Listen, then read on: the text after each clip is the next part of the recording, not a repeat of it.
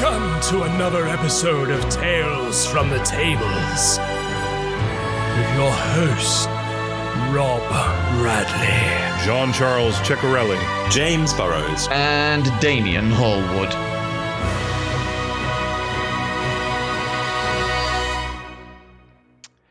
Hello, everyone. And Hello. yeah, as the intro that you've definitely just heard will have told you, you are here for another episode of Tales from the Table. And unfortunately, this week we are missing one of our own. So I have been left with the job of herding the cats that are us.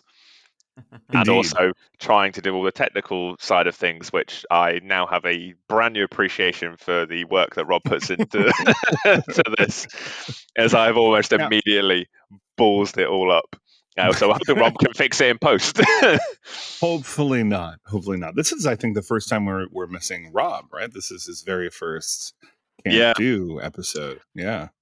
Well, he is newly a dad, and those new dad requirements have kicked in, which is why he's not able to join us today. Yeah. Due to him having a good reason. But we are disappointed. Yeah. Not as disappointed as I am in myself for messing up the intro already, but slightly. No. Nice. I really hate to do this, but I'm not getting any wavelengths on my... No, it's coming in. I'm seeing now. I'm seeing a little bit for you. Yeah. Is it just sort of like bouncing a bit? Just a straight line on my side. Weird. I can see them. Cool.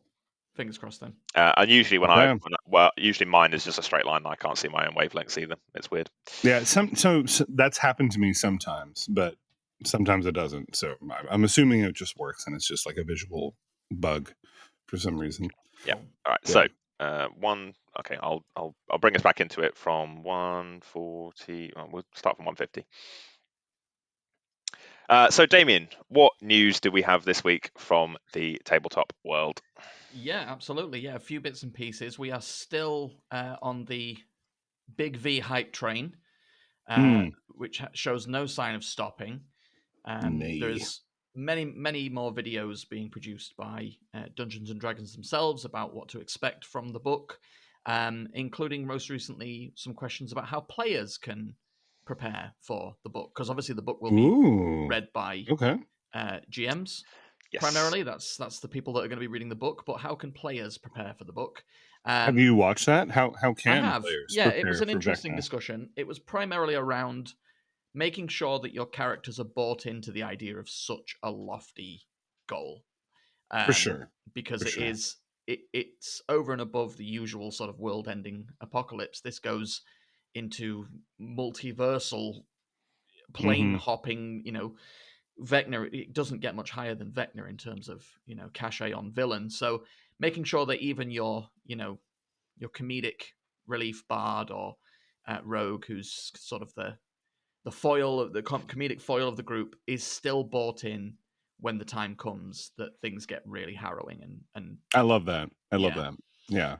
Which was a great piece of advice. I think that makes sense. You don't really see many tips given out for players building characters and buying into the stakes of the game. I mean, there's the general advice that I imagine some of us have given to players in the past, but this is the general outline of the story, and this is sort of what your character is going to be doing. So make a character based around that. But there's not really that any really good solid guides from people for that. Yeah. For campaign specifics, especially, right? And the thing is, that's what I actually really appreciated about Infinity War Avengers, the film, is it didn't really hold your hand or waste your time in setup. We got really quickly, we got down to brass tacks. It picked it up exactly where a previous teaser had left off. In the next second, this is, I guess, early spoilers for a movie that's been out for almost a decade probably at this point. But then it immediately throws us into high stakes characters that you've either not seen or seen. It doesn't care. It doesn't reintroduce them, and yet still manages to showcase what each of those characters are about. There are the fun quips from Spider-Man and Iron Man quipping with Doctor Strange when they're on the ship, and all of that DNA is still preserved, but at a level where everything feels so high, like the stakes are so high, and everything is right into the action. They're not holding your hand. We're not wasting time. We are showing you that this is a very serious world-ending threat. We've already lost 2 Avengers at the start, or 2 characters, major characters at the start of this whole film, like within the first 5 minutes. So now you know what the stakes are. And if Vecna pulls this off in a similar fashion, I will be so excited. But I think it's going to be challenging with tone. Are we thinking there's going to be some major NPC deaths at the start of the adventure? Maybe then. I mean, that could be cool. It's possible. So we could two lose one. 2 related bits of information that this kind of nicely bleeds into. The first of which is, you write about the Avengers comparison, I think in 2 ways. One, you're right, it does very quickly establish who the characters are. If you haven't put the time, I don't know why you would, but if you haven't put any of the time into watching any of the previous movies, you get a good idea of who the character is in a snapshot, and still have those stakes presented clearly. But by the same token, they have a little bit of free reign shorthand, because they don't need to establish them, because they've spent a decade or more doing so with their own movies. And it seems like this might be similar in the fact that it is playing heavily into many other settings and books that have previously been released. So it has a similar task ahead of it, I guess, of introducing people who haven't played those modules, but having the stuff there for the people who have. And that was one of the... sorry, I was just going to say that's the other piece of advice that was given on that video. The last piece of advice was talking about being able to make parties out of groups of characters who don't necessarily all come from the same place. Reasons why that is possible in this book, without going into too many sort of spoilers as we get close to the release of the book. But there is a reason why your characters can be kind of from many, many different settings and places. Right. And the important thing with all of that, remember too, is not only is it a challenge for the DM to be like, hey, you are all disparate sort of characters. You're coming from completely different walks of life and situations, and possibly even different settings, right? We might have a Hadozi walking along with a Warforged, walking along with a Vanilla Ranger from the PHP from Daggerford or something like that. But also, the major, as always, right, with every adventure, the major characters of the adventure aren't the NPCs, they're the PCs, right? No matter how evil and awesome Vecna is, no matter how cool it is to star as the other wizards coming in to help with the situation, how do you still get the rich, detailed backstories from your characters into something this hot off the press, this high stakes, this urgent, while still building in time to explore backstories? And I don't think there's a universal answer to that. I think it's going to be down to every individual DM and party member to sort of work together. Yeah. I suppose what you'd have ideally is wherever the adventure takes us setting wise, if you can, I suppose, discuss with your players beforehand, set it up so you can work their backstory into whatever vignette of each setting you end up seeing. So I know it could be really cool. Strahd's, I think, is being set in the Death House again. Death House looks like. Yes, Damien.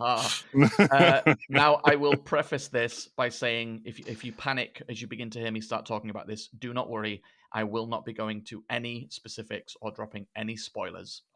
But if you are interested in getting an idea of where this book is going to go, the table of contents has leaked online. You can view it in its entirety.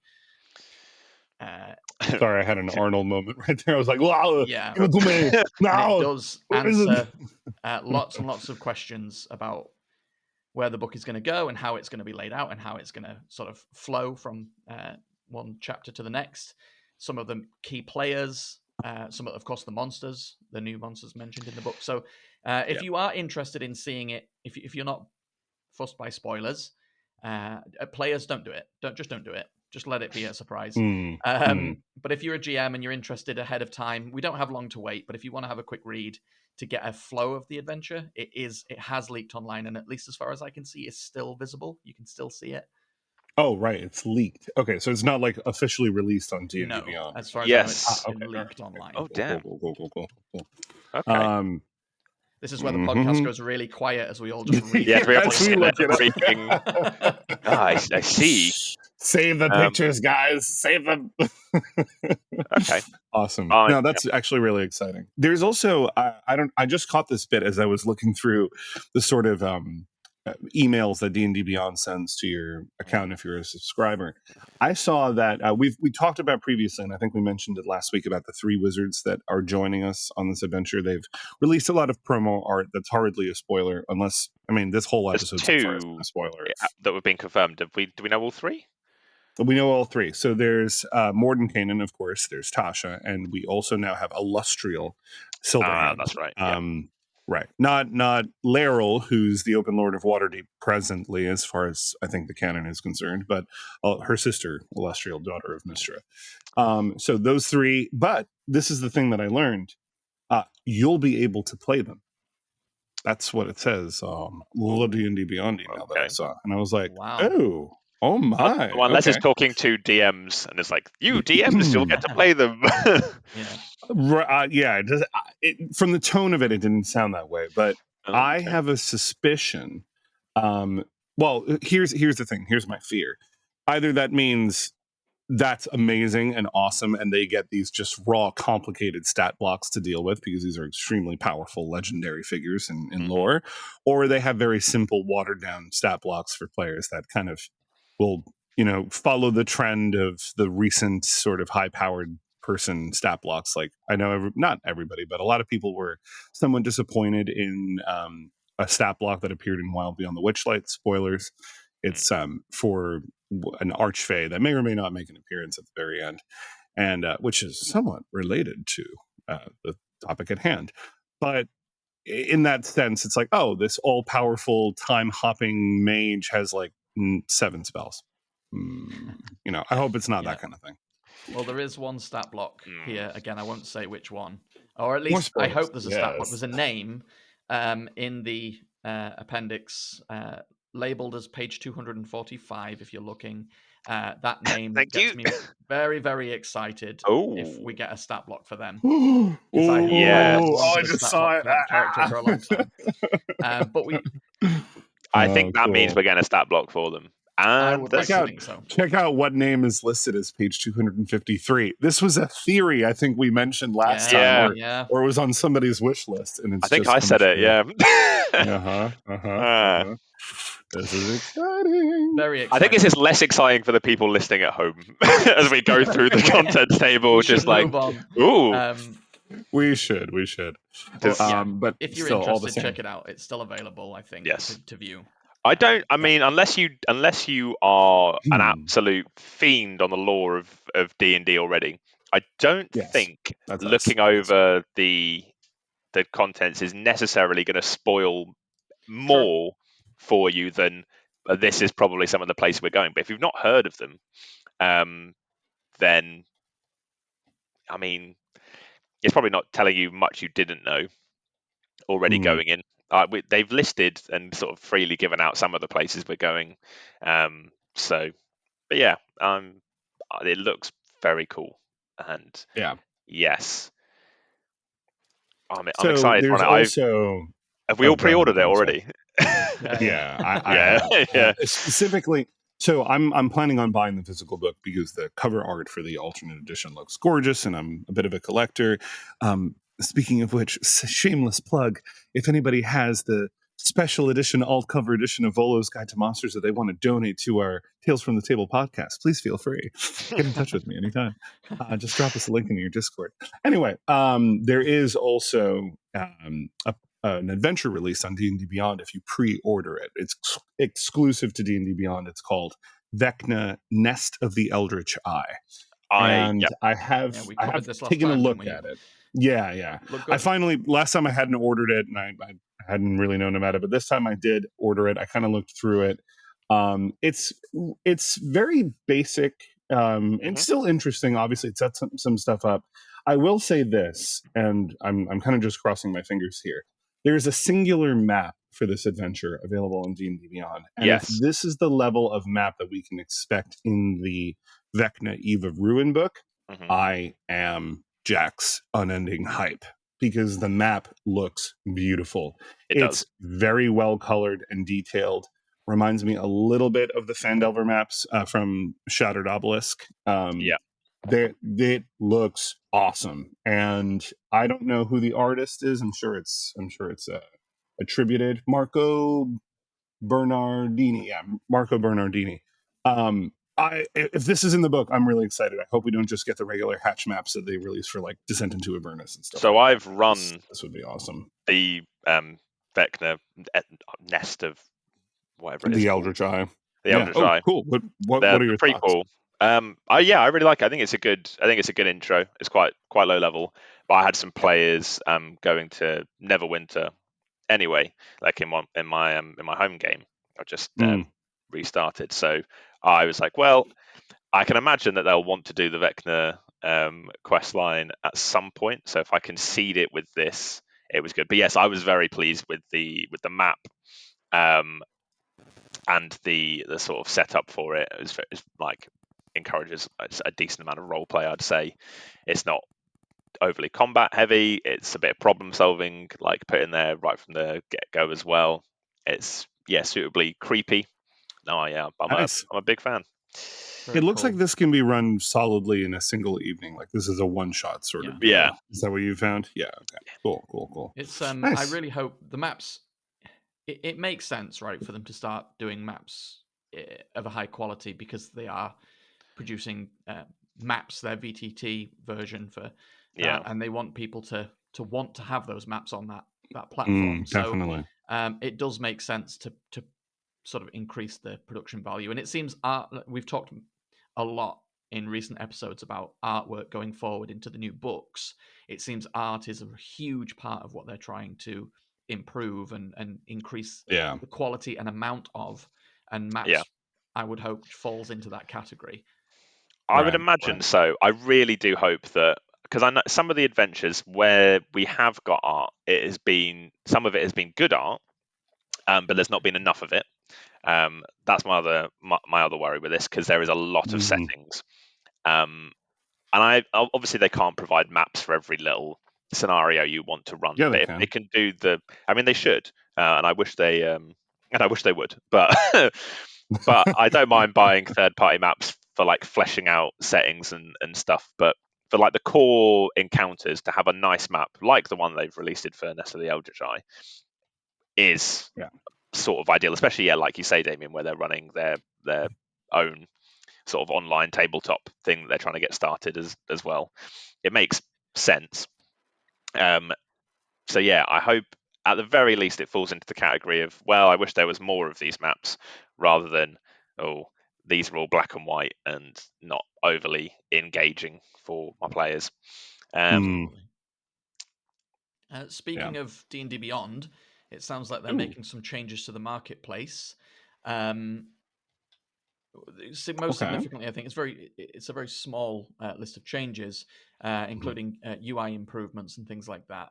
I haven't noticed that. It also states that there will be no more a la carte purchases for things like feats and subclasses. You will That's silly. Buy the whole book. Starting from when? Well, or is that already active? It says previous ones will still count. I don't know if it gives a date on this. Shite. Just when I was thinking of finally caving in and doing that. Yeah, that's going away, it sounds like. It is annoying. I mean, if they do that, and also I imagine at some point they will cancel the ability for me to share quite as much with my players, where you can do the content sharing for the campaigns you're running on there. So I pay for the top tier of whatever it is subscription for D&D Beyond, which means I think I can have 5 campaigns going at once, where with up to, I want to say 12 players, where I can share all the books that I buy with them, as long as they're in those campaigns. I think that might have just started, because I can't seem to find an option to buy only a class or a race or something like that. Okay. Yeah, so I think that's gone. So if they also cancel the option if they've cancelled that and they cancel the option to share with your DM, then it means that players can't just be like, well, this is the character I want to build. I can't just go and buy that particular class and species to players, then they'll have to buy like maybe 2 whole books, which seems insane to me that they would completely stop that. Whereas as a DM, if I've bought, I'll probably buy all the books, so my players will just be able to pick whatever as long as I'm still allowed to share with them. But I can see them cracking down on that at some point, if not outrightly banning it, really limiting it. Yeah, it's interesting. It's a seemingly backward step for a feature that is one of the sort of key draws to the app. I suspect this will be incredibly unpopular decision. Now we know it isn't beyond the realms of possibility that if enough people cry havoc, that they might make a change to that again. I'm not condoning that. I don't think that is the healthiest way to make a business change their model. We've seen it time and again. Sometimes it works out great, like Sonic. Right. But that was well, no, that worked. Yeah, but that was understandable as well. We have seen it with Wizards and Hasbro, with the previous decisions they've made, making waves across the internet and subsequently changing it. So whether this gets the same treatment, I don't know. I suppose it depends on just how angry it makes people. But yeah, a shame. Get mad. They're making that change when all the others seem to be more positive, like UI improvements, better product listings, making purchase content and redeeming keys easier to use. So everything else is a much more positive spin. So it's kind of following the same trend as Helldivers too recently.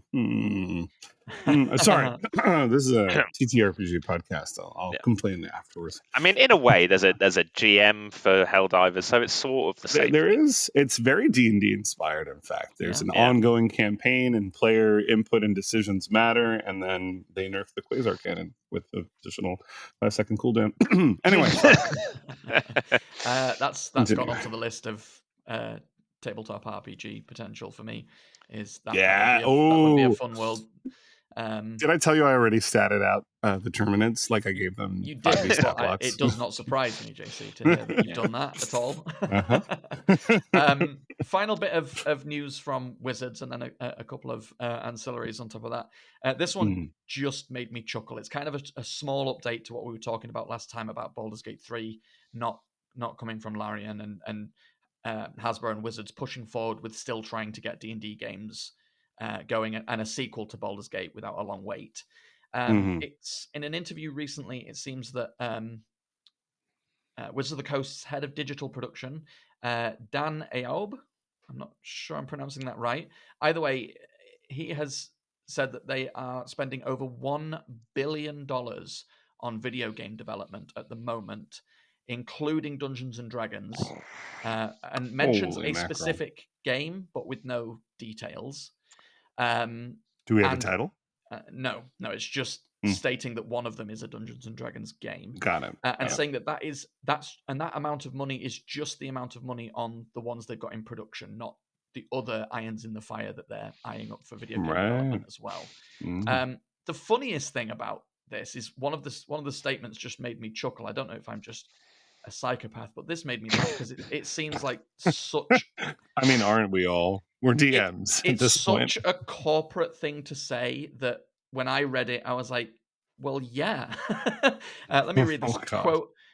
One of the great things we took from the success of Baldur's Gate 3 is that people really, really like a great, well-executed D&D game.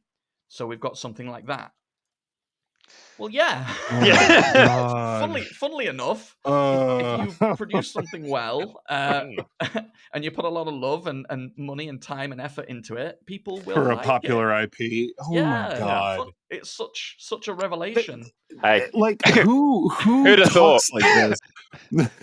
Is it that they're living in a world of pure numbers and they're looking at the success of mobile games, and so they're kind of just out of touch with actual, like, you know, AAA or just longer play games and stuff like that. And then they're like, oh yeah, well, I guess if we work on something to make it likable, we could sell more of it. It astonishes me the amount of this that goes on, this kind of just putting the bare minimum effort in to squeeze every last bit of, like Sony clawing onto their Marvel IPs by producing Yeah. mediocre works when Mm-hmm. they can see over the way, and even in their own studio, like with Across the Spider-Verse and Into the Spider-Verse, like if you put it in the right hands, Yeah. not only is it incredible, but it makes huge amounts of money. And yet, by the same token, they're producing movies like Madam Web, which seems to be a mess, Masterpiece by all accounts. a mess of scenes thrown together, badly edited, completely sparse of the original vision, and seems to have only been put out to make a scratching back of what it cost to make and to hang on to an IP. Yeah. Instead of just saying, okay, let's make a deal. You know, we've got Spider-Man. We're working conjunctively with Marvel on Spider-Man. Let's expand that into Madam Web and Venom and make this a whole thing. Nope. Rather than Why would we do that? that? No, why would you even think about doing that? It would be so smart. No, I mean, you haven't seen Madam Web, have you, Damien? I have not. I did not want to probably spend will the money to go and see it, given the reaction. And I mean, I'm not even a fan of some of the more well-received Sony movies. Like, I know Venom. I don't think anyone thinks it's Oscar-worthy, but a lot of people do like Venom. I don't. I was not a fan of it. I don't think, personally, for me, and I know this is he's all over the comics doing this now, but I don't personally think Venom works if he's not on Pete first or a Spider-Man first. You know, sure, change it up, put him on Miles first or Gwen. Sure, that's fine, but he's a more interesting character because he was Spider-Man first. Right. Look, what the Spider-Man 2 game did with Venom was incredible. Oh yeah, and what a story it told, right? To have that compared to something like Let There Be Carnage, which, to be fair, was, I kind of shared your opinion on that one. I don't necessarily like dislike the Venom movies, but they really don't do it for me. They just kind of sit a very soft middle ground. How about you, James? They were movies. They were movies I saw. And they were filmed, and you promptly forgot about all them. I can say about them. Yeah. I mean, for me, they fall in a similar category to Morbius and obviously also Sony and Madam Web, which I have seen and regret it. So, you stand alive as a testament. It was just not a very fun movie. I feel sorry for the actors who they got in it, because I don't think any of them were bad or are bad actors, actresses. There's some great actors in that film. Yeah. It's like Tom Hardy as Venom. Like, I don't particularly like. Yeah. It's not his performance as Venom. It's clearly like the direction they're taking the character that I don't find particularly engaging. I never hold any particular person accountable. I hold the sort of weird nebulous corporate structure of way too many cooks in the kitchen trying to input. You know, there's like a whole team of writers that are disagreeing with the producers, that are disagreeing with the content creators. Like, it's usually not one or even a few people to blame. It's this whole sort of process where there's no unified vision. Whereas, like you said, Damien, if you take something like Across the Spider-Verse or Into the Spider-Verse and put a team on it that follows one vision and each puts their heart and soul into producing some of the best animated films we've gotten ever. Like, and it's been successful. It's been incredibly successable. And more recently, the X-Men 97 as well. 97, yes, which I heard was awesome. Really want to see that. I've only I think 5 episodes in. I just got to the quite a dark episode, and then I've not had the time to like watch more. But yeah, that is great. And for me, another excellent IP. Yeah. I mean, I think that was probably my first exposure to the X-Men, was that like old 90s cartoon before the Jack films. Rise of the Sentinels was the still a little salty that the movies have so far, like the live action movies so far, done my boy Cyclops so dirty. Yeah, but they squarely, firmly put Cyclops as the leader in 97, like back how it used to be. You know, I remember I really liked Cyclops and Wolverine, who admittedly has always been awesome and a fan favorite in the comic books and the subsequent animated shows and stuff. Even in the animated show, he was kind of just like this really hard to like character for the most part. Yeah. Especially for a younger kid who doesn't quite get the edge yet. And as a result, him sort of being the rising star of the live action films kind of at first was like, really? But Cyclops. And now I'm like, oh yeah, no, Hugh Jackman. He's amazing. I'm really gonna have to dive into the Marvel TTRPG because I'm all Marvel all the time at the minute. I'm nearly 300 issues into the Ultimate Universe, the original Ultimate Universe. Holy mackerel! Oh wow! I'm reading it. You're in the order. actual authority that we have. I'm reading it in order because they've just revived the Ultimate Universe. So right. Oh shit, have they?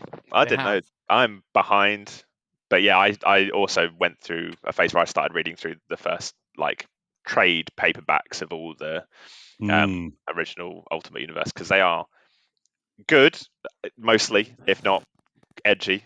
Yeah, very edgy there's sometimes. some really weird because it's yeah. So the Ultimate Universe was the idea of restarting Marvel because there was since the 60s a single continuity, which that's wild. Which was extremely difficult to jump onto. So they rebooted everything, starting with Spider-Man, of course, in 2000. So there's a lot of very early 2000s edge to some of the books. Right. And nice. sometimes like it works, and sometimes Yeah. it really doesn't.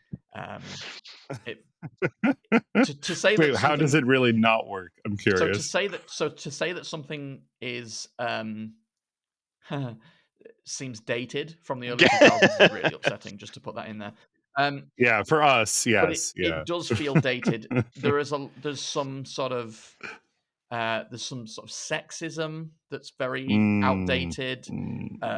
There is some there's like Hulk is such a strange character in the Ultimate Universe. He's like a cannibal who is like and his advances on Betty, at least in the Ultimates, which is the equivalent of the Avengers, is his advances on Betty are extremely predatory and kind of vile. It's sad because Hulk is one of my favorite characters, and he's done real dirty in the Ultimate Universe, at least this far. Right. But it's got a lot of edge to it.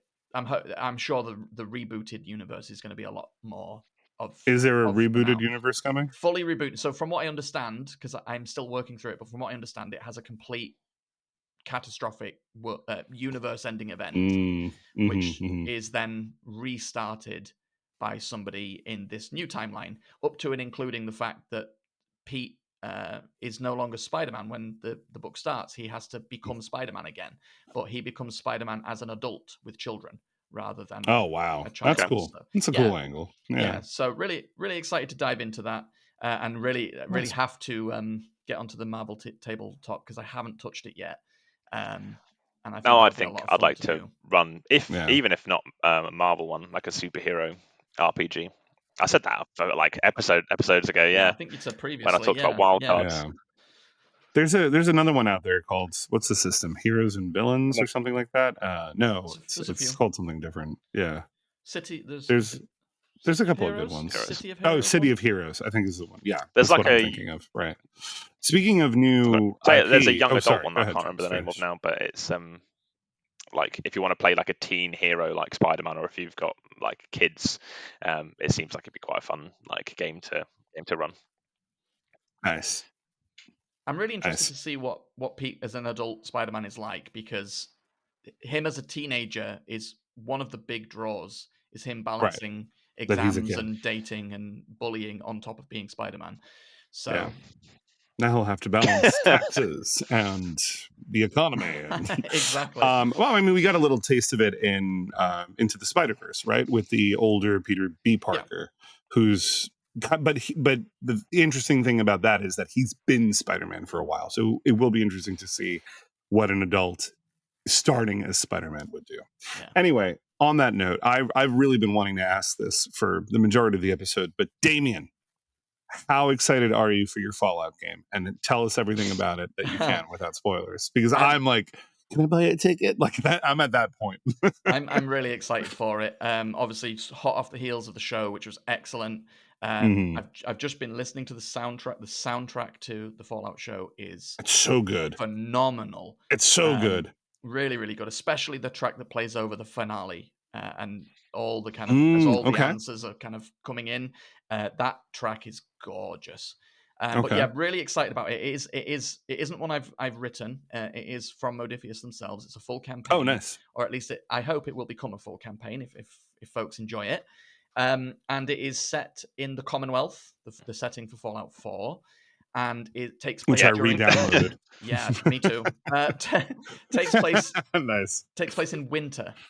So Ooh. on top of the general horrors of the wasteland, you have to contend with a particularly severe nuclear winter. And on top of that, a new sect of the Church of Atom are making big waves across the Commonwealth with a new enigmatic leader named the Child of Atom. So it's a very interesting take on the Commonwealth's lore and setting, and it takes place before the video game. So all of the choices you would make in Fallout 4 don't play a factor here. I don't suppose there's any reason you couldn't change that if you wanted to, but it default takes place before Fallout 4. One of my favorite things about the Fallout series has been the music always, and even the sort of in-world music, the fact that it's still very reminiscent and sometimes literally uses music from the 30s and 40s and sometimes the 20s. Yeah. Which leads me into my big question. And this is a very deep in-lore sort of question. We can gloss over it if you don't want to get into the specifics or bog down into it, but why is it if the bombs canonically fell in 2077, right? That was the year that the bombs fell.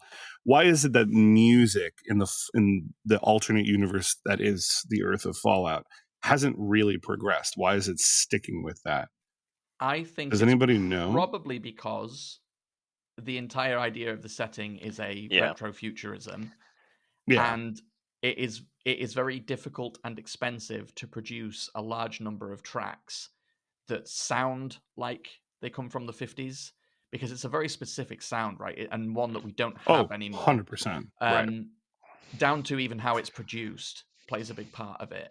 You know, having some record crackle and things in the tracks plays a big part. So I think it would be very difficult to produce a full list of original music. I'm sure it is. There probably could be some sort of canon reason why. That's kind of what I was fishing for. If there was like a canonical, I can try and no prize it. So as technology progressed along the lines of everything going atomic, rather than finding different ways to do what they've always done, they essentially just used the power to just keep going what they have. They sort of stagnated after not seeing a reason to continually upgrade things. Would maybe be the reason. Right. Are they also I feel like that's a big draw of it. I know in the history of Fallout they were at war with China, and Canada got annexed at one point. So I don't know if also constant war meant that on the home front, things weren't developed quite as much as they were sort of outside of that.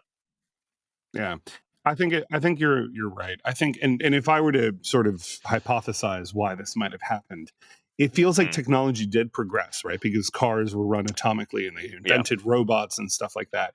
But they didn't have time for the arts or funding for the arts. It feels like all of their money and their efforts and attention went into the war machine and into technological comfort developments, but not entertainment or arts developments. TV and radio and music kind of all stagnated and was left the same, and film as well. And then everything else got effectively updated, right? But the aesthetic was kept, and which is of course the big draw of the Fallout world is the 40s, 50s aesthetic. The only sort of hole in that logic is that a big part of the TV show involves a movie star who was still producing movies. So it's but in the same way, like they were still but in the same way, yes. And was it and also doing lots of propaganda movies as well. I don't know. Maybe given the sheer power of atomic energy that they managed to harness, they didn't have to look so much at ways to make the technology more efficient in other ways. So the way things looked, they could leave them looking a little less streamlined, because it doesn't matter if it's a little less aerodynamic or takes up a little more space, because is running on nuclear power. Right. So we've got that extra Very juice true. for it. Very It true. is cool. It's a cool concept to think about. So when does your game start, Damien? Your So Fallout it game? is due to start on the 16th of this month, Thursday the 16th. Nice. So a couple of weeks Whoa. out. So we'll get a podcast in the next few weeks that will give us your summary of how your session went. Characters are starting to roll in, starting to get player characters. What sort of stuff can you play as? Sorry. There's a very broad... you can play, if you can think of it, you can probably play as it. Super mutant. I'm play the dog. No, you can play a super mutant. You can't play a dog. You can't play a dog, but you can take a perk that allows you to have a dog. Nice. You can play a Mr. Handy or the different equivalents thereof. Amazing. A Protectron, which was added to the actual campaign I'm running. You can play a super mutant. You can play a ghoul. You can play a vault dweller, a wastelander, a member of the Brotherhood of Steel. You can play a sort of cultist from the Children of Atom. Is it its own system, or is it like a borrowed system from something else, or similar to? It's 2D20, so it's Modiphius' 2D20. It's 2D20. System. Okay, yeah, that's right. That makes sense. Yeah, I've found a lot of love for the Star Wars system lately, which I think is called Genesis or something along those lines. When it's not the Star Wars IP, the Fantasy Flight. It was Fantasy Flight, wasn't it? It's now Edge Studios. Edge Studios, yeah. Which is, I don't know. I love the room for interpretation in that system because it's up to the DM or the storyteller, technically, to sort of interpret the dice pool results. And you can have a failure at what you were attempting to do, but with either more negative consequences or some beneficial consequences, or in some cases, a massively bad consequence or a good consequence. Yeah, I do really like a failure or success, right? And those kinds of things are just so much fun to use. Plus, it's versatile. It's both excellent for theater of mind and excellent for battle map gameplay, like square grid sort of gameplay. One of my favorite things that the 2D20 system does, which is expandable into any system, it takes something that, in hindsight, is kind of common sense, but it gives it a mechanic, which is the idea of traits, which is basically choosing a word or a sentence about either a thing or the scene that you're in, and making that and having that decide whether something is possible, impossible, or harder or easier based on the fact that trait exists. And that only is true for as long as the trait exists.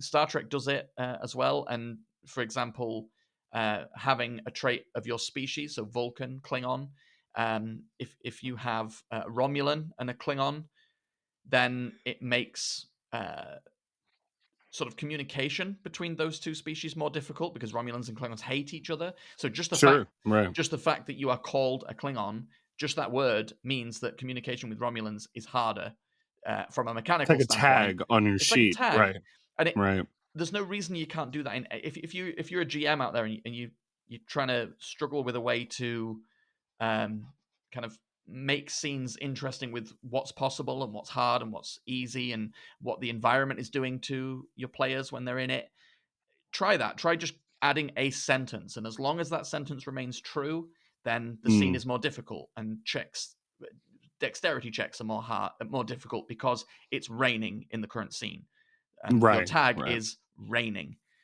So if somebody changes the weather and that raining tag goes away, then all of your dexterity checks now are no longer more difficult. That's pretty cool. Right. That's cool. It's a really simple, yeah, but in hindsight, at least for me, it was quite revelatory because it was like, of course, you just take a word and have that dictate the way the scene plays out. Yeah. Very nice, very nice, elegant mechanic. Yeah. There's so many good systems out there. So many that I'm dying to try. And some that are less elegant than others, but are so deep rooted in history, like the Call of Cthulhu system. But I've been trying to figure out from pretty much just YouTube and watching different reviewers and gameplays if the new Critical Role Daggerheart system is any good and if it's enjoyable. But it seems fairly convoluted enough to the point where I don't think I could draw a decision unless I were to actually play it or run it and try and experience it.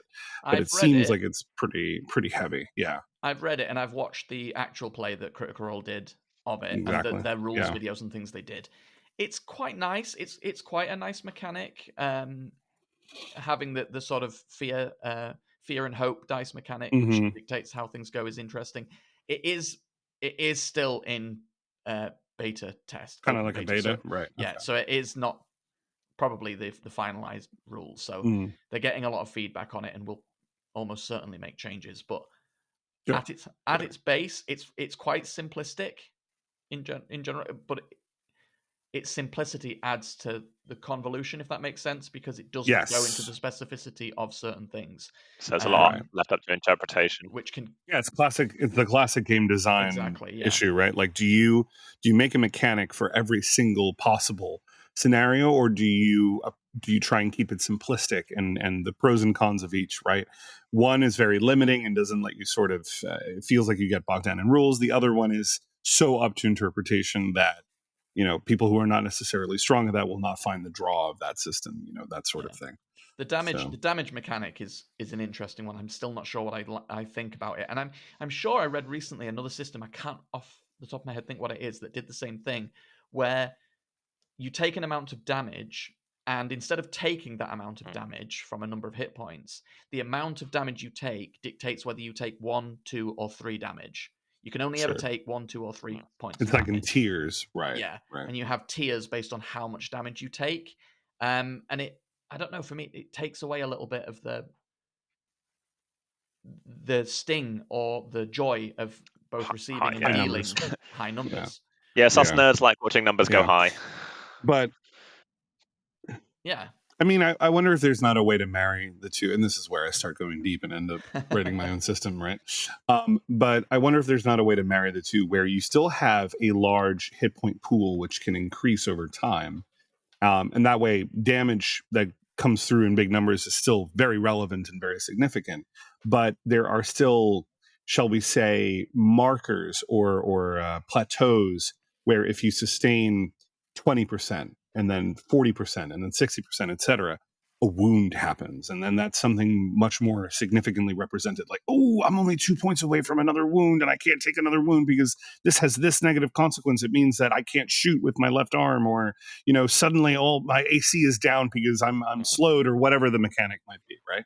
I think that could be interesting, having these, what's the word I'm looking for? Not segments, but plateaus, I guess. I do like that idea. And I do like the idea of like taking injuries throughout combat, so it's not just like, oh, you've taken 30 points of damage, but you can do all the same stuff you could do 30 hit points ago. Right, you're as effective at one hit point as you are at 100. I think I've mentioned this system before. It's another system I've run it before, but I'm desperate to run it more long term if I could.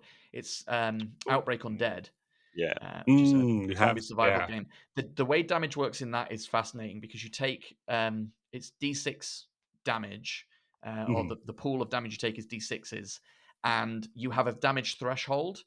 And when you take damage, you keep either the dice or the number that the dice rolled with you. The damage doesn't just go away if it doesn't go over your threshold, and it stays there until it goes over your threshold.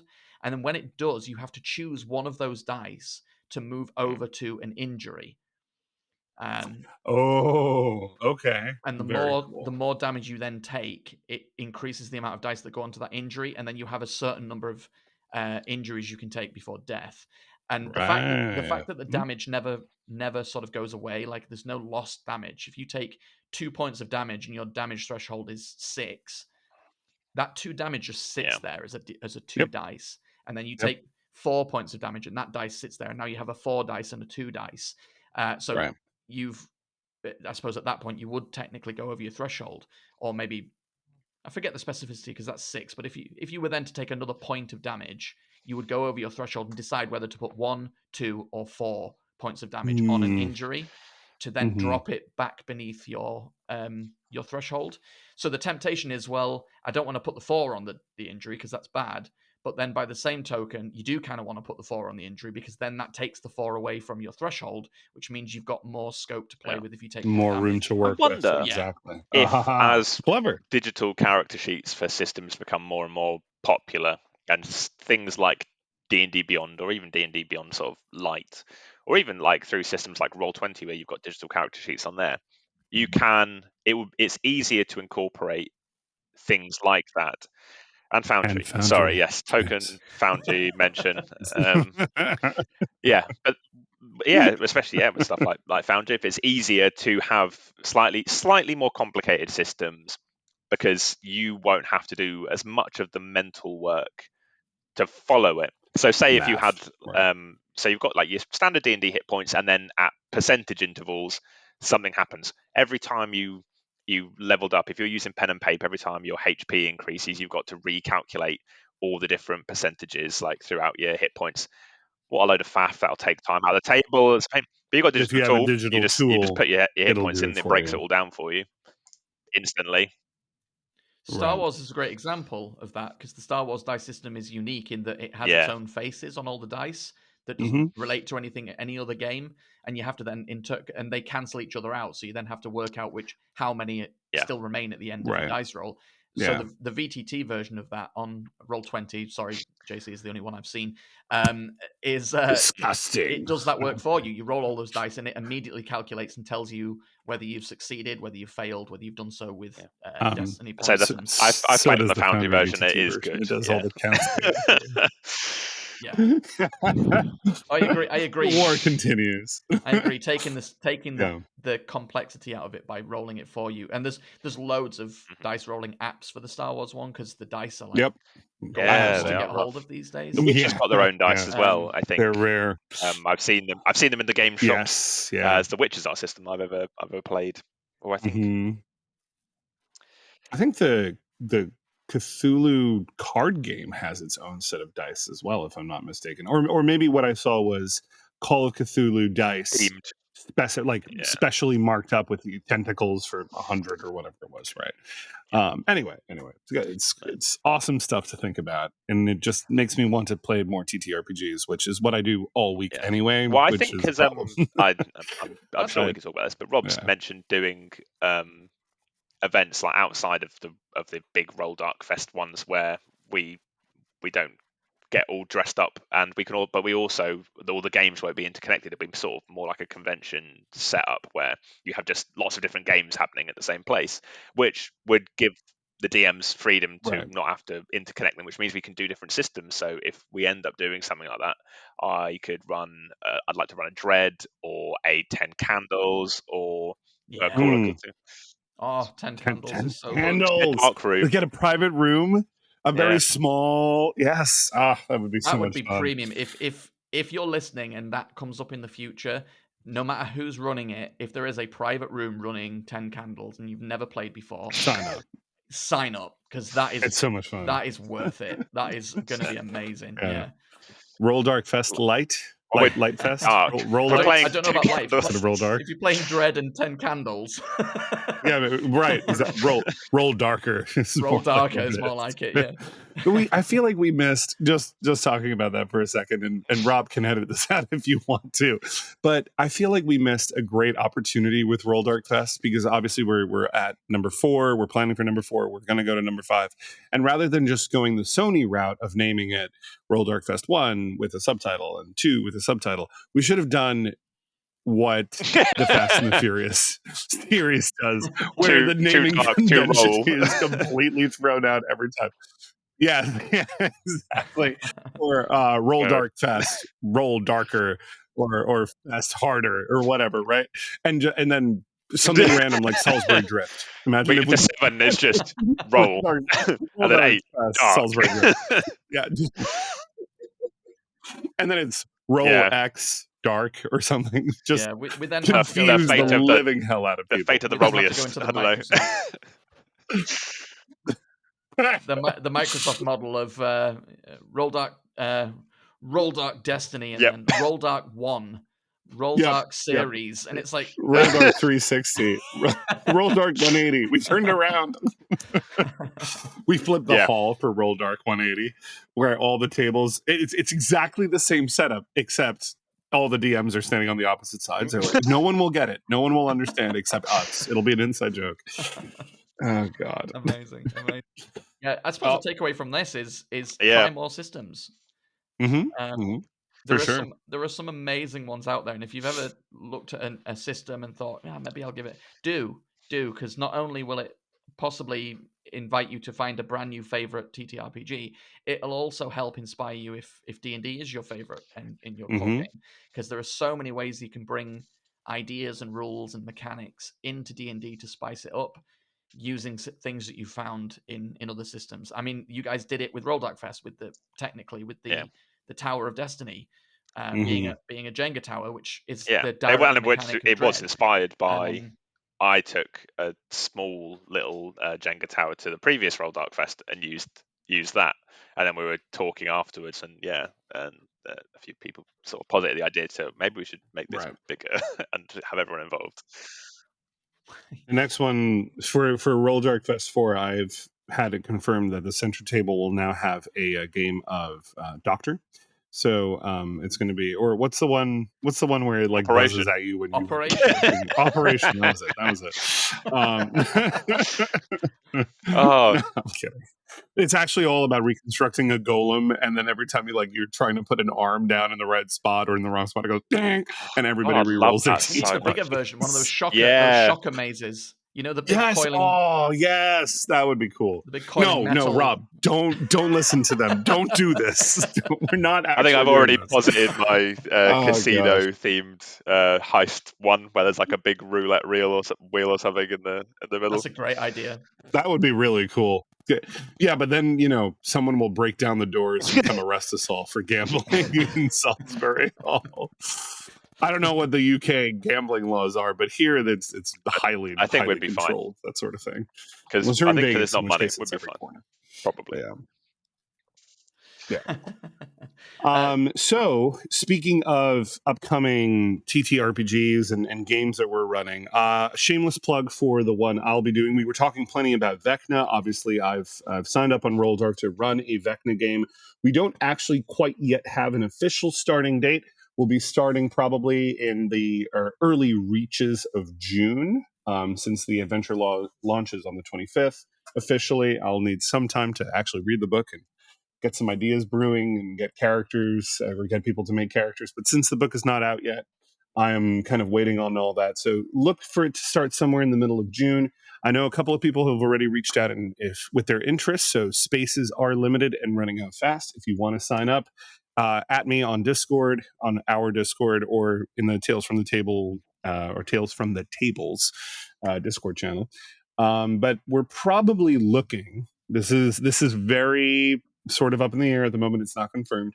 We're probably looking at a Monday night for running this game, because I think that might work best at this point, which is a bit of a weird day in the week for it. But put it this way, it's a great way to kick off your work week. So there you have it. I run a Monday night game weekly, and it is a great way to improve a Monday is to play a bit. There you go. What's your Monday game? Is it a home game? Is Odyssey of the Dragon Lords. Oh, right.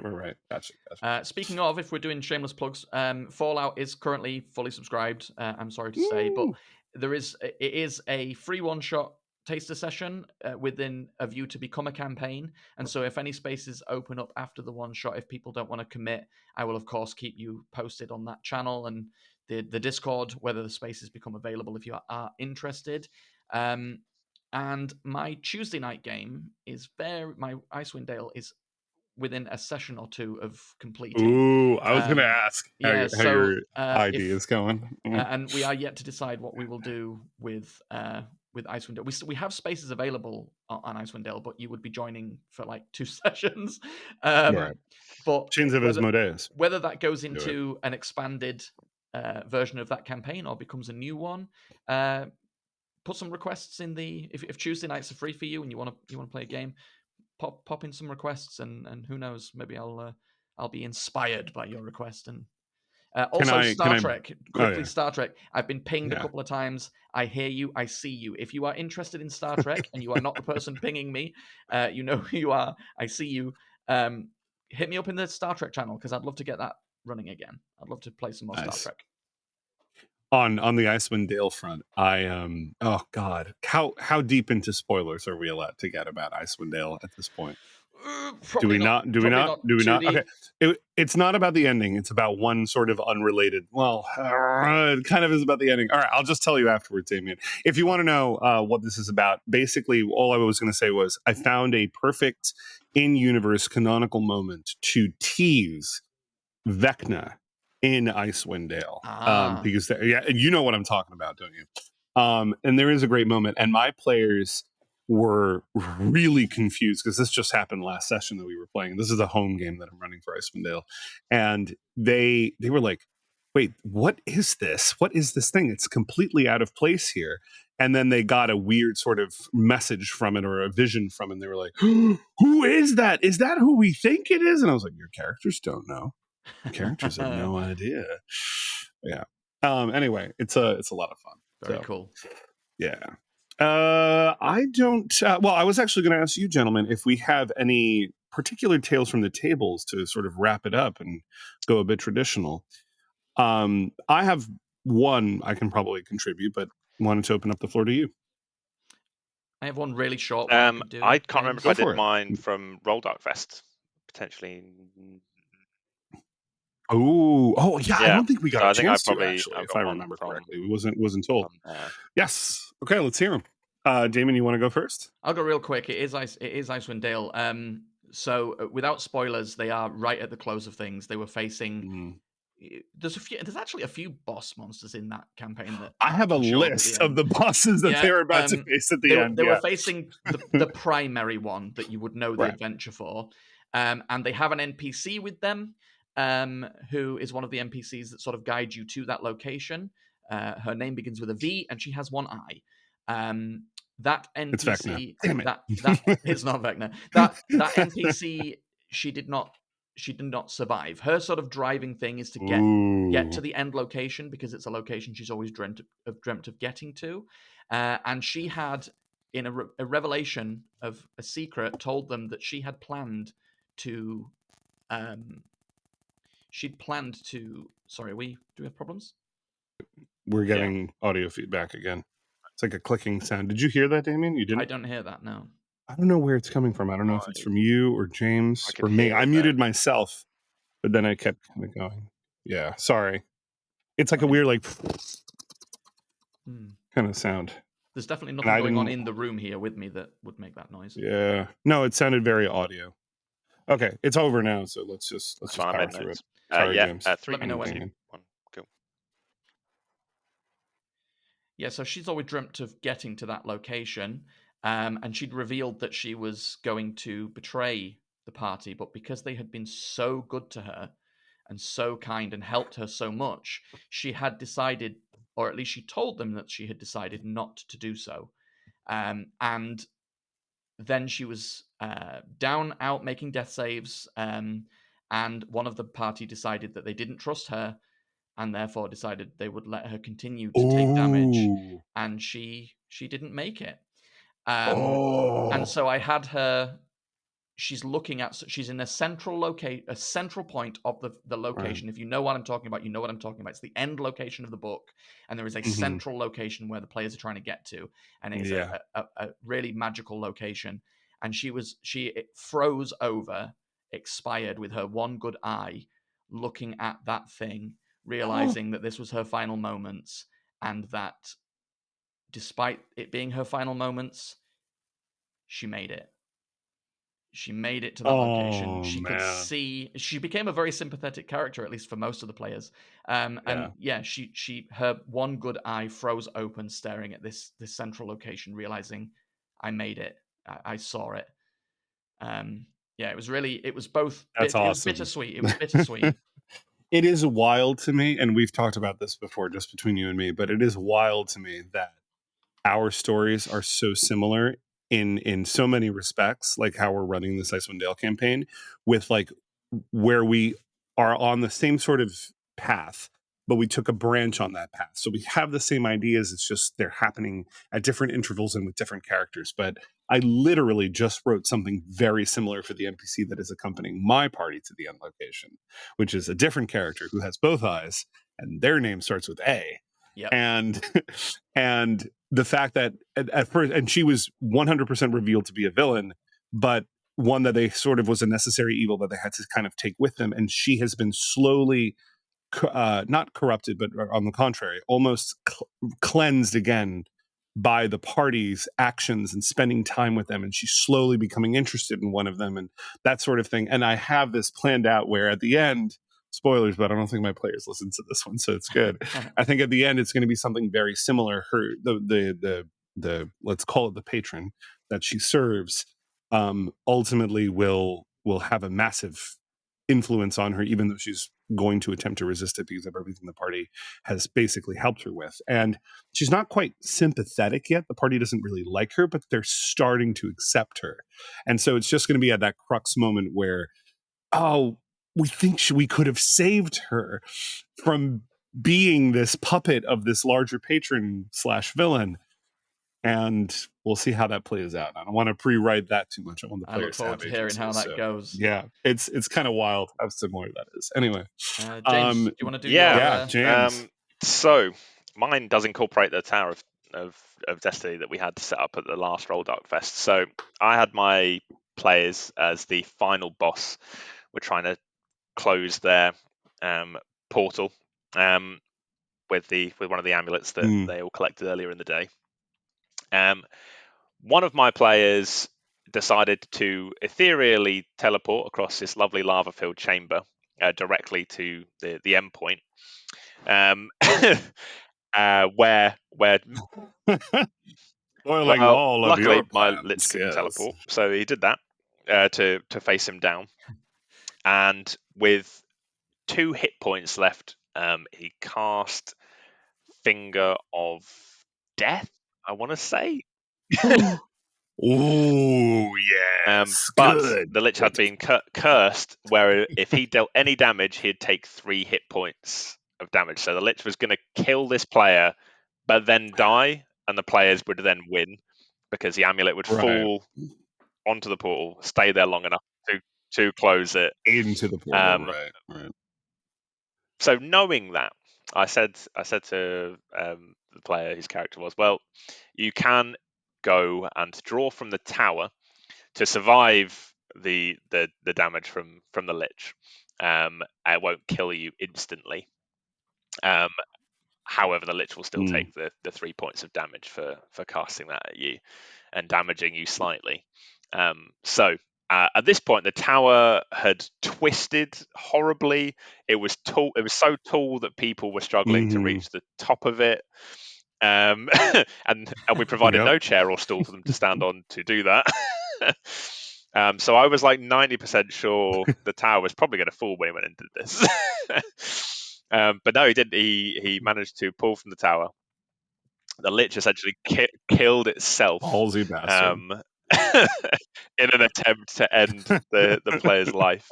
And then that was how the game on the day ended, with the rest of the players valiantly fighting off a Draka Lich, having just killed that in the other room, while this other character was like, I'm just going to ethereally make a beeline for this endpoint. I don't want to get caught up. Yeah.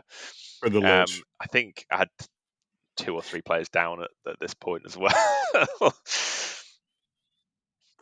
I have, gosh, this really reminds me, and trust me, it'll be worth it. I have a couple of things I want to throw in, but first and foremost, my thought I just wanted to share was, I wish we had incorporated the Tower of Devastating Destiny more into like the cutscenes, like the little lore story that we were establishing. Like, why is this tower here? What does it represent? That would have been fun. So something to look at next time. But also, this reminds me of probably the best way a supervillain has ever died in a campaign of mine. It's a tale from the table, but it was a really long time ago. It was during I called it the Forgotten Isle, but it was during my, Tomb of Annihilation campaign.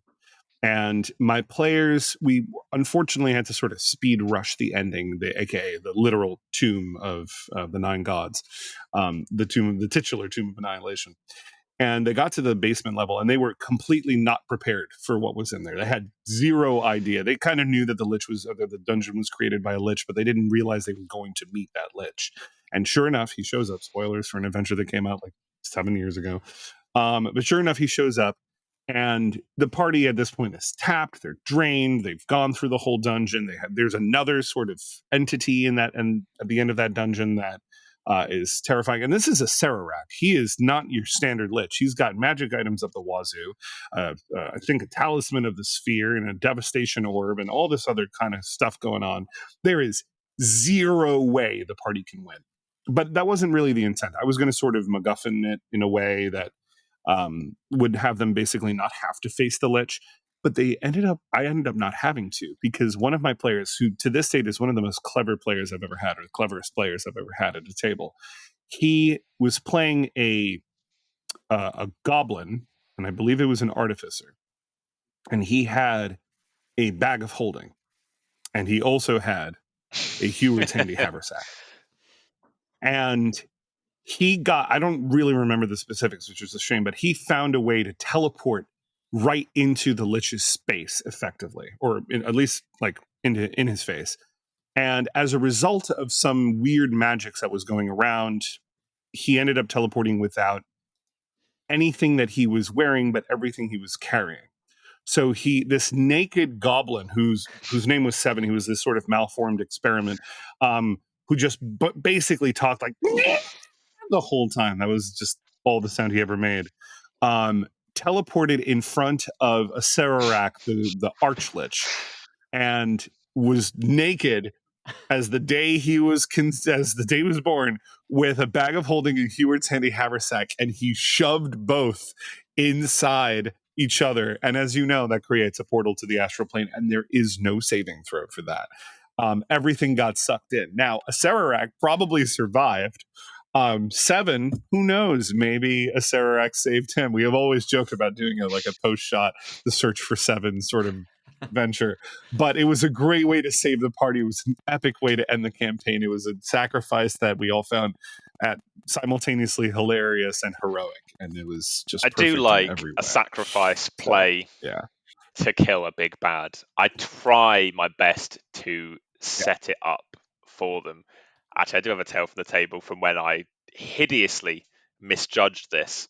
So I had the final set piece of a campaign be this underwater temple that magic was keeping the water out of. So the enemies had gone down, expelled all the magic, but it was at the bottom of the ocean.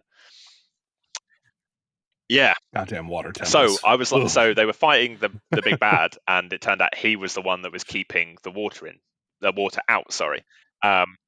So at that point, what I expected to happen would be that one of them would stay behind after they'd got him down to almost dead, finish him while everyone else has made their escape, and they would be trapped down there and drown.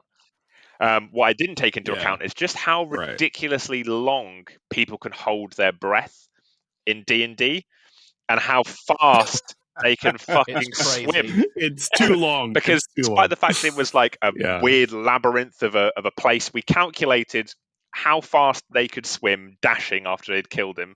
So effectively you're moving. Yeah, because when you think about it, if you're swimming 30 feet, say, in 6 seconds, I mean, that's a crazy distance in that amount of time. But that means for every minute of breath you hold, you can travel, 3 times? You do the math. Add us in Discord. I think, I suppose, it's long enough. Yeah. And the thing is, what is it? You can hold your breath for a number of minutes equal to your con score plus 1 or something like that. It can't be No, I think it's con modifier. Oh, it's con modifier. But even then, I think their con mod was plus 4. I'm gonna find out. They had 4 minutes of air, which distance-wise led them to being able to do it. It's stupid. Yeah. Right. Yeah, you're right. It is your con mod. A creature can hold its breath for a number of minutes, not rounds, minutes. Yeah, minutes.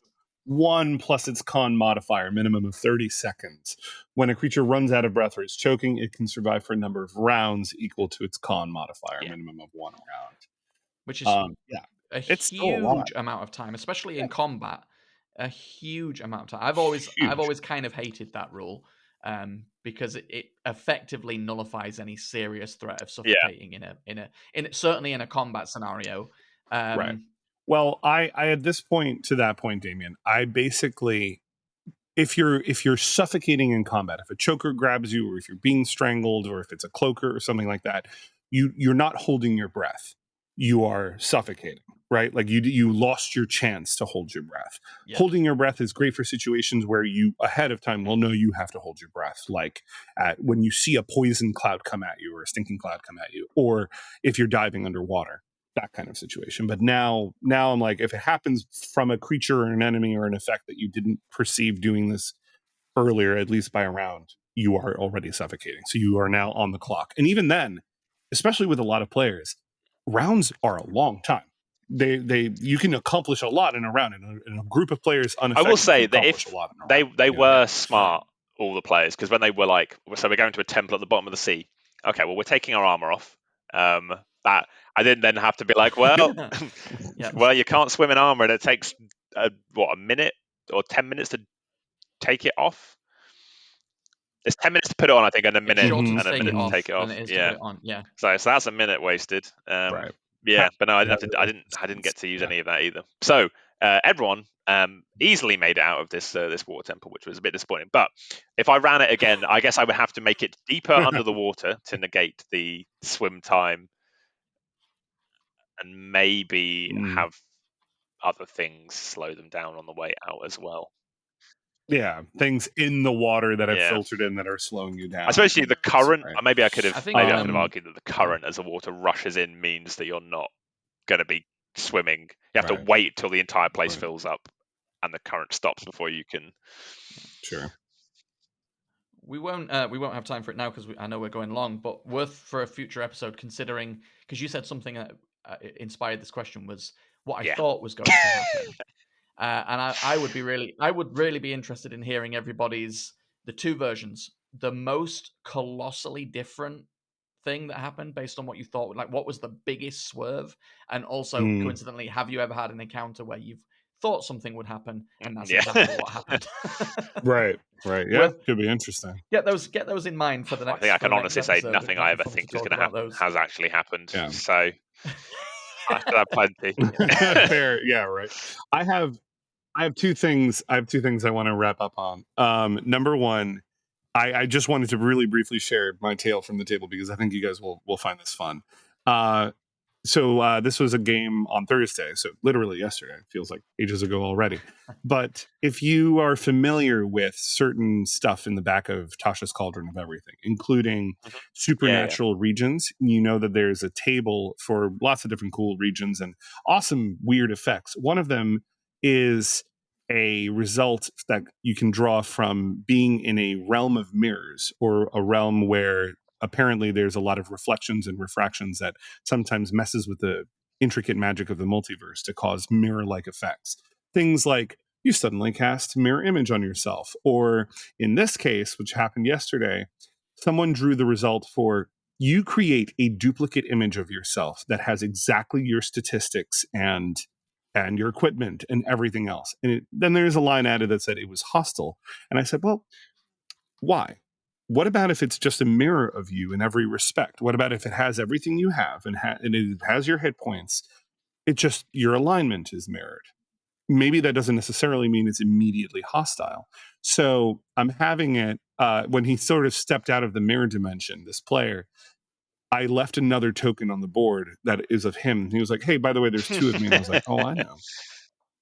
Turn around and you see him there. And they're like, oh.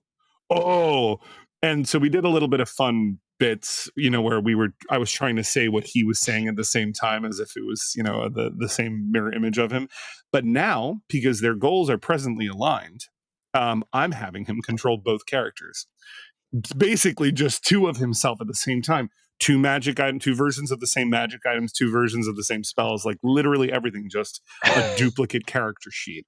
And he is so stressed about it, which is great.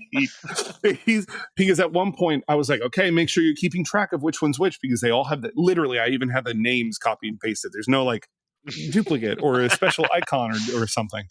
And at one point he was like, don't worry, I'm keeping track of which one is in which space. And I was like, yeah, are you sure? What about if I did this? And I moved the tokens onto the same space in the grid. And he was like, no. because now he can't tell, and it's hilarious. I have a way of doing it. I have something in the GM notes, which is like a little private module I see that says this is the original. But it's just a lot of fun. Yeah. My second thing, just to wrap up, I wanted to get your opinion on this, guys. So for running Vecna, because it's no spoilers, because it's already out there. It's already known that Mordenkainen will be on this adventure. Do you think I should cosplay as Mordenkainen? Because I'm already about halfway there. Always yes. 100%. If I shave 100%. This part and I buy some robes, I think, and then I just make the beard of my goatee pointy, I think we could do this. 100%. And then I'll just play as Mordenkainen running the adventure. If you, yeah, I mean, it's that, or you've got to buy the official DM's outfit from the original series. Yeah. Right, with the red robe and the bald cap, which even the silver hair on the side. Might be less epic than Mordenkainen. Mordenkainen. My only hesitation is Mordenkainen's an asshole. Like canonically, he's kind of an ass. So I don't know that I want to do that the whole time. And his personality is maintaining balance, isn't it? It's kind of Thanos-esque. He likes to maintain balance, and whether that's good or bad in terms of his actions, he will maintain the balance of the multiverse. So. Yeah, he could be a real a-hole to play against or play with. Yeah. Right, which makes me wonder if it's just keep it physical and not, play as Mordenkainen. Or Mordenkainen, depending on your pronunciation. Okay. Wait, so we survived a whole episode.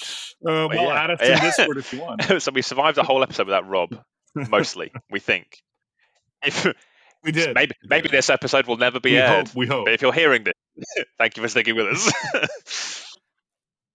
Yes, absolutely. And we've succeeded. And if not, well, it's out in the multiverse now. Okay, cool. Bye. All right, everyone. Yeah. Yes, pleasure. We'll see you next week. Next time. Possibly you'll see us next time. Possibly. That's still the plan. Cool. All right. Good night, everyone. Awesome. Bye-bye.